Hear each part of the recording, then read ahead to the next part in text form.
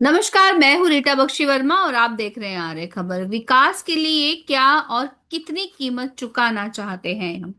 ये सवाल इसलिए उठ खड़ा हो रहा है क्योंकि अरावली के पहाड़ों को लेकर बहस एक बार फिर छिड़ गई है कि अगर अरावली की पहाड़ियां नहीं रही तो पूरे उत्तर भारत पर संकट के बादल मंडराने लगेंगे। क्या है ये पूरा मामला? इस पर बात करने के लिए हमारे साथ हैं पर्यावरणविद गुंजन मिश्रा जी। गुंजन मिश्रा जी, आपका आर्य खबर में बहुत बहुत स्वागत है। तो सबसे पहला सवाल तो यही है कि ये कहा जा रहा है कि अरावली की पहाड़ियों पर अगर संकट आया तो ये पूरे उत्तर भारत पे संकट या पूरे देश पे संकट की बात है। मैम, आपकी बात बिल्कुल उचित है। और इससे पहले मैं कुछ कहना ये चाहूंगा कि आपको नहीं लगता कि ये एक विडंबना टाइप में है? विडंबना इसलिए बोल रहा हूं मैं क्योंकि आप उस समाज को ये समझाया जा रहा है जो कि प्रकृति की पूजा करता रहा हो, और उस समाज को ये बताया जाए कि पर्वत क्या है। सबसे पहली बात तो ये भाई, आप भारत जैसे देश में अगर ये बताने की कोशिश कर रहे हैं कि पीपल का पेड़ क्या है, गंगा नदी क्या है, पर्वत क्या है, पहाड़ क्या है, अगर आप ये बताने की कोशिश कर रहे हैं तो मैं तो समझता हूं कि आप भी तो वहीं से आपकी उत्पत्ति कहां से हुई है? आपकी उत्पत्ति भी तो वहीं से हुई है। जिनको आप बता रहे हैं उनकी भी उत्पत्ति वहीं से हुई है, और जो आप बता रहे हैं वो आपकी भी उत्पत्ति वहीं से हुई है। भाई, तो इसीलिए पर्वत कौन है, पर्वत कैसा है, पर्वत की ऊंचाई क्या होगी, पर्वत की निचाई क्या होगी, पर्वत का धरातल क्या होगा, पर्वत की चौड़ाई क्या होगी, ये मैम, ये एक बरगलाने वाली बातें हैं। और मैं कहूं कि बाकायदा एक तैयारी की जा रही है कि अरावली को किस तरह से पूरी तरह से लूट लिया जाए। ये उसकी एक तैयारी की जा रही है। और ये उसी के बेस पे, क्योंकि देखिए आप, पर्यावरण मंत्रालय, भारत सरकार के पर्यावरण मंत्रालय ने के रिकमेंडेशन पर ही माननीय सुप्रीम कोर्ट ने आदेश जारी किया है।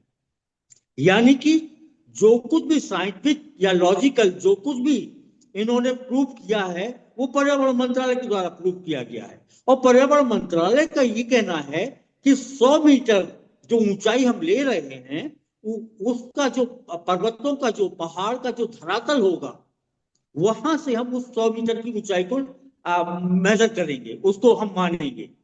तो अगर पहाड़ों के धरातल से आप 100 मीटर की ऊंचाई को ले रहे हैं, और अगर 100 मीटर ऊंचा आपका पहाड़ है, तो आपको नहीं लगता मैम कि उसका जो धरातल होगा पहाड़ का, या जो उसका रेडियस होगा उसका धरातल का, वो लगभग लगभग मेरे ख्याल से शायद 2-4 किलोमीटर का होगा, 2-4 स्क्वायर किलोमीटर का होगा।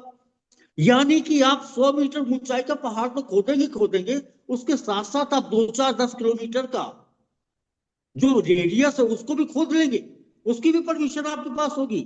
यानी कि कुल मिला के अगर ये कहा जाए कि करेला वो भी नीम चढ़ा, कुल मिला के ये कहावत यहाँ पे चर्चा हो रही है कि भाई आप एक तरफ तो पर्यावरण विनाश की बात कर रहे हैं, और दूसरी तरफ आप ये लॉलीपॉप दे रहे हैं आम जन को या आम आम लोगों को कि नहीं, ये ऐसा नहीं, ऐसा है, आप गलत है, आप गलत सोच रहे हैं। हम्म तो ये जो बरगलाने की बातें की जा रही हैं ये बिल्कुल गलत है और झूठी है। देखिए, अभी तक होता क्या आया है?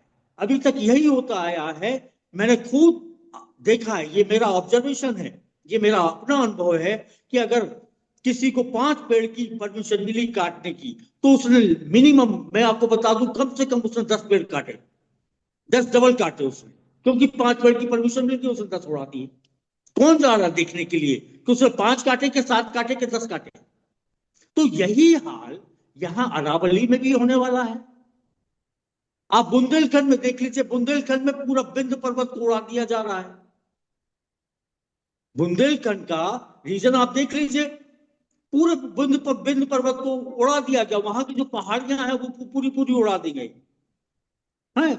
और ये जो इन्होंने डिसीजन दिया है, ये भी इस बेस पे दिया है क्योंकि राजस्थान गवर्नमेंट ने इस तरह के रूल्स रेगुलेशंस अपने यहाँ एप्लीकेबल किए हुए, अपने यहाँ लागू किए हुए हैं। अरावली पहाड़ियों को लेकर। तो ये जो सिस्टम है, ये जो सिस्टम जो बनाया जा रहा है, ये पूरी तरह से घाटे का सिस्टम है। उसकी वजह मैं आपको बता दूं कि अगर आर्थिक दृष्टि से हम इसकी एनालिसिस करते हैं तो ये देखा गया है कि प्रति हेक्टेयर, प्रति वर्ष 1 से 2 लाख रुपए का मूल्य का हमको खनन से राजस्व मिलता है। 1 हेक्टेयर पर प्रति वर्ष हमको 1 से 2 लाख रुपए का खनिज, जो खनिज है उसकी क्वांटिटी या उसकी वैल्यू को देखते हुए उस हिसाब से हमको 1 से 2 लाख रुपए का हमको उस राजस्व मिल जाता, भारत सरकार को मिल जाता है। लेकिन वहीं अगर हम इसकी इन्वायरमेंटल कॉस्ट निकालें, तो अगर इसकी इन्वायरमेंटल कॉस्ट निकालते हैं तो वो आती है हमारी 6 से 8 लाख रुपए, यानी कि जस्ट 6 गुना, 8 गुना। तो इसका मतलब ये तो पूरा पैसे का खेल है। हाँ, तो वही मैं बता रहा हूं कि आप देख लीजिए कि खनन के मामले में क्या है। एक, अगर आप कहीं भी खनन कर रहे हैं तो 1 रुपए कमाने के लिए आपको 3 से 4 रुपए खर्च करने पड़ेंगे। कहीं भी माइनिंग कर रहे हैं, किसी भी मिनरल्स की माइनिंग कर रहे हैं, अगर आप माइनिंग कर रहे हैं और अगर आपको 1 रुपए कमाना है तो आपको 3 से 4 रुपए खर्च करने होंगे। और उसके साथ साथ, ये 3 से 4 रुपए खर्च करने के साथ साथ आप कितना भूमिगत जल, कितना जंगल, कितना मिट्टी, कितना एक पहाड़, जाने क्या क्या आप नष्ट नहीं कर देंगे, उनकी तो कीमत ही अलग है। कुल मिला के अगर आप देखें, अरावली के केस में अगर देखें तो ये ऐसा अनुमान लगाया गया है, ये अध्ययन किया गया है कि लगभग 18,000 करोड़ से लगाकर 25,000 करोड़ प्रति वर्ष रुपए का प्रति वर्ष नुकसान होगा। अच्छा, एक चीज मैं एटीन जानना थाउजेंड चाह रही हूँ करोड़ कि ये जो अरावली पहाड़ियों की बात हो रही है जिसपे इतनी बहस हो रही है और कोर्ट का भी डिसीजन आया है, सुप्रीम कोर्ट का, तो ये अरावली जो पर्वत श्रृंखला है, ये जो पूरी श्रृंखला है, ये कहाँ से कहाँ तक है, और ये किस तरह से जो है देश के लिए बहुत इंपॉर्टेंट है, क्योंकि आम लोगों को शायद इस बारे में उतनी जानकारी है नहीं है। देखिए मैम, अरावली जो श्रृंखला है, वो जो पहाड़ियां हैं, वो 4 राज्यों में है। दिल्ली में है, राजस्थान में है, गुजरात में है, हरियाणा। ये 4 राज्यों में अरावली की पहाड़ियां हैं। अरावली की पहाड़ियों का इम्पोर्टेंस इस तरह से समझा जा सकता है कि अरावली की पहाड़ियों को कहा जाता है कि ये शत्रुओं को रोकने वाली पर्वत श्रृंखला है। शत्रुओं को रोकने वाली पर्वत श्रृंखला। और शत्रु कौन है? शत्रु है तूफान, बाढ़, सुनामी, ओलावृष्टि, ज्यादा बारिश, ये सब चीजें, बाढ़, सुखाड़। तो ये जो चीजें हैं, ये हमारे क्या है? दुश्मन है, हमारे ये शत्रु है। और उन शत्रुओं से हमारी जो रक्षा करती, नॉर्थ इंडिया की जो हमारी रक्षा की जाती है, वो अरावली के द्वारा ही की जाती है। और यही एक कारण है कि वैदिक और पौराणिक दृष्टि में अरावली को पृथ्वी की रक्षक दीवार माना गया है, रक्षक दीवार कहा गया है वैदिक और पौराणिक उसमें।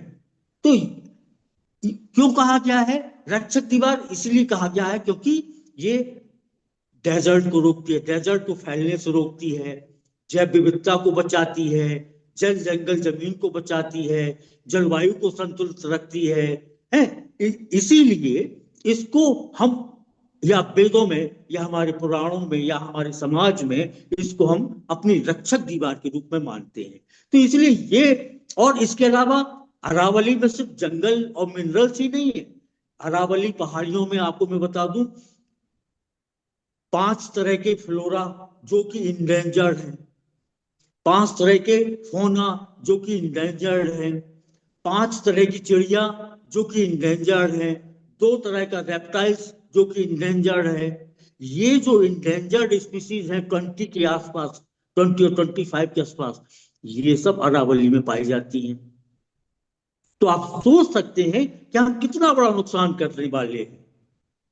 आप इसी से अंदाजा लगा सकते हैं कि अगर हम अरावली की माइनिंग करते हैं, या इस जो आदेश हुआ है इसको लागू हो जाता है पूरी तरह से, तो लगभग प्रति वर्ष जो हमारी जल के माध्यम से हानि होगी वो 20 से 30 करोड़ रुपए की हानि होगी।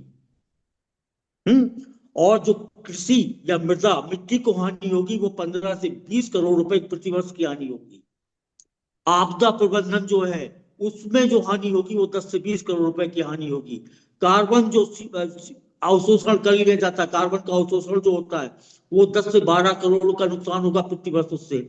तो कुल मिला के अगर देखा जाए तो प्रत्येक 1 रुपए के खनन के लाभ के लिए हमको 5 से 10 रुपए का सामाजिक और पर्यावरणीय नुकसान उठाना पड़ता है। मतलब 2017 की भी एक खनन से रिपोर्ट थी अगर आप जिसमें ये 1 रुपए का दो लाभ। 2017 की भी एक रिपोर्ट थी जिसमें ये कहा गया है कि जो खाली जगह रखने से रेगिस्तान, यानी कि रेगिस्तान बनने का खतरा जो है वो रहता है। अगर अरावली की पहाड़ियों में कटाई वटाई होगी तो उससे काफी तरह का नुकसान हो सकता है। बिल्कुल हो सकता हो। देखिए मैं आपको ये बता दूं कि अरावली का जो ग्रोथ है, पहले तो ग्रोथ हर पहाड़ी का एक ग्रोथ होता था। अरावली का भी 0.5 mm के आसपास इसका ग्रोथ प्रति वर्ष होता रहा है। लेकिन अब ये ग्रोथ इसका रुक गया। तो इसका मतलब अब ये डेक्लाइनिंग स्टेज पे आ चुकी है, यानी इरोजन के स्टेज पर आ चुकी है। इरोजन का मतलब अब ये इसने जो कुछ संचय किया हुआ है, जो कुछ मिनरल्स अपने पास संचय किए हुए हैं, उनको ये धीरे धीरे इरोजन के माध्यम से नदियों में लाएगी, खेतों में लाएगी, तालाबों में लाएगी, जंगलों में ले जाएगी। तो उससे क्या होगी, हमारी हमारी जो न्यूट्रिशियस पावर है, जो सॉइल की, फॉरेस्ट की, पानी की, वो सब बढ़ेगी। हम्म? अब इससे हमको इस तरह से भी इसका फायदा लेना चाहिए। इस तरह से फायदा नहीं लेना चाहिए कि वो जो सोने की मुर्गी वाला हिसाब किताब नहीं करना चाहिए कि सोने की मुर्गी से एक ही दिन में अंडे ले लेंगे हम। तो ऐसा नहीं करना चाहिए। और यही सिद्धांत लागू किए जा रहे हैं कि वो सोने की मुर्गी वाला सिद्धांत यहाँ अरावली में लागू कर दिया गया कि वो 100 मीटर से ज्यादा ऊंची ऊंची जो पहाड़, वो स्थान है, वो पहाड़ियां मानी जाएंगी, उसके बाद नहीं मानी जाएंगी। अरे मैम, और ये भी तो देखिए आप, एक और उसमें एक क्लॉज दिया गया है कि 500 मीटर के बीच में अगर दो पहाड़ियों के बीच में अगर 500 मीटर की डिस्टेंस है तो उसको भी वो पर्वत की श्रृंखला में माना जाएगा। हाँ, तो ये जो चीजें हैं मैम, ये सिर्फ मात्र एक आंख पे पट्टी बांधने का तरीका है आम आदमी के, और कुछ नहीं है। क्योंकि आप देख रहे हैं कि अरावली हिल्स कितनी पुरानी हिल्स है, उसमें कितने कॉस्टली मिनरल्स हैं, कितने प्योर उनकी क्वांटिटी है, क्वालिटी है। तो ये सब चीजें देखते हुए अरावली का तो एक अपने आप में रियली भी देखा जाए तो बहुत ज्यादा आर्थिक तौर पर महत्वपूर्ण है। लेकिन उससे ज्यादा कहीं महत्वपूर्ण है हमारे पर्यावरणीय, सामाजिक और ये आर्थिक दृष्टि से भी। अब केंद्रीय तो इन पर्यावरण सब मंत्री जो भूपेंद्र यादव हैं वो कह रहे हैं कि अरावली पर कोई ढील नहीं दी गई है, और उन्होंने ये भी कहा है कि ये जो 100 मीटर की जानकारी को लेकर जो बात की जा रही है उसकी गलत परिभाषा दी जा रही है। इससे आप कैसे क्या समझते हैं? मैं आप बिल्कुल, मैंने उनका स्टेटमेंट सुना हुआ है। मैं इसीलिए कह रहा हूं कि उन्होंने ये कहा है कि जो 100 मीटर की ऊंचाई है उसको धरातल से लिया जाएगा, है ना।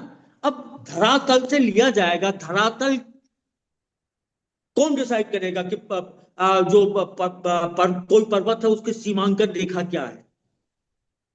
क्या अभी तक जो भी पहाड़ियां हैं उनका सीमांकन रेखा तय की गई है इंडिया में? मैम, अभी तक नदियों की तो सीमांकन रेखा तय नहीं की गई है, तो पहाड़ों की क्या की जाएगी? हुँ? तो ये जो चीजें हैं, ये सिर्फ कहने का मतलब ये है कि ये एक बहलाने वाली बातें हैं कि धरातल से हम 100 मीटर की ऊंचाई ले लेंगे, इससे कर ले। आप धरातल से 100 मीटर की ऊंचाई अगर आप ले रहे हैं तो और ज्यादा आप नुकसान कर रहे हैं। क्योंकि आप उसका रेडियस भी तो देखिए। जो मैं अभी बोल रहा था कि उस किसी भी पहाड़ी, अगर कोई पहाड़ी 100 मीटर ऊंची है तो इसका मतलब उसका जो रेडियस, धरातल का रेडियस होगा वो कितने किलोमीटर स्क्वायर का नहीं होगा, कितने वर्ग किलोमीटर का नहीं होगा वो। और उन सब की आप इजाजत दे रहे हैं खोदने की। तो ये सिर्फ एक, मैं कहूंगा भाई, मेरे हिसाब से तो मैं ये कहूंगा कि मेरी समझ में तो नहीं आ रहा है कि भूपेंद्र साहब क्या बोलना चाहते हैं या हमारे पर्यावरण मंत्री क्या कहना चाहते हैं। बिल्कुल, जिस तरह से पर्यावरण के साथ खिलवाड़ किया जा रहा है, अपने ही पैरों पे खुद कुल्हाड़ी मारने का काम कर रहा है इंसान। अब इस पे सरकार किस तरह से चीजें कर रही हैं, प्रदर्शनकारी पर्यावरणविद जो है वो चिंता जता रहे हैं और प्रदर्शन कर रहे हैं। अब आने वाले टाइम में देखा जाएगा कि आखिर किस तरह से इस सिचुएशन को सरकार देखती या उसे टैकल करती है। इस मुद्दे पे हमारे साथ जुड़ने के लिए आपका बहुत बहुत धन्यवाद।